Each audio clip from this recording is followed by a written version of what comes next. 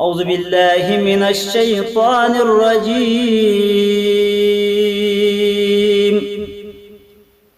بسم الله الرحمن الرحيم.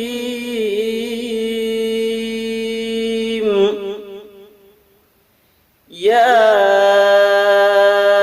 أيها الإنسان ما غرك بربك الكريم الذي خلقك فسواك فعدلك في أي صورة ما شاء ركبك كلا بل تكذبون بالدين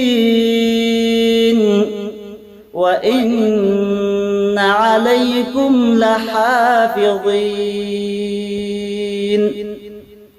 كراما كاتبين يعلمون ما تفعلون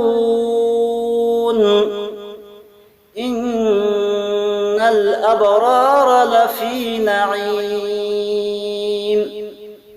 وإن الفجار لفي جحيم يصلونها يوم الدين وما هم عنها بغائبين وما أدراك ما يوم الدين ثم ما أدراك ما يوم الدين